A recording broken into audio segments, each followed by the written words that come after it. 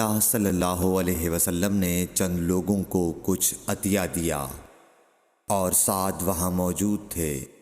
وہ کہتے ہیں کہ رسول اللہ صلی اللہ علیہ وسلم نے ان میں سے ایک شخص کو کچھ نہ دیا، حالانکہ وہ ان میں مجھے سب سے زیادہ پسند تھا۔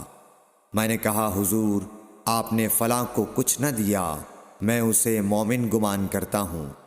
آپ نے فرمایا مومن یا مسلمان؟ میں تھوڑی دیر چپ رہ کر پھر پہلی بات دہرانے لگا۔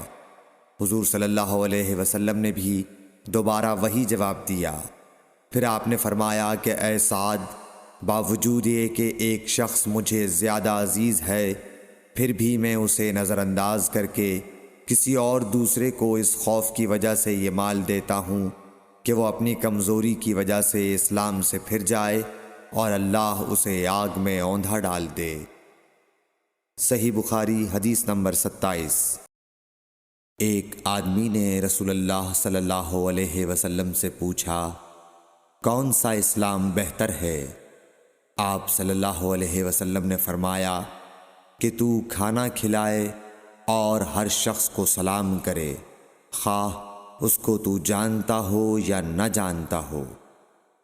صحیح بخاری حدیث نمبر 28۔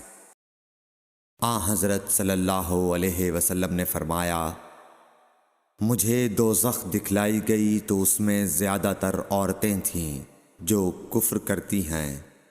کہا گیا حضور، کیا وہ اللہ کے ساتھ کفر کرتی ہیں؟ آپ صلی اللہ علیہ وسلم نے فرمایا کہ خاوند کی ناشکری کرتی ہیں اور احسان کی ناشکری کرتی ہیں۔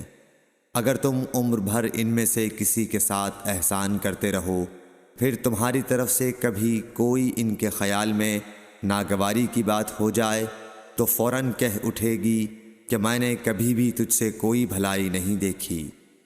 صحیح بخاری حدیث نمبر 29۔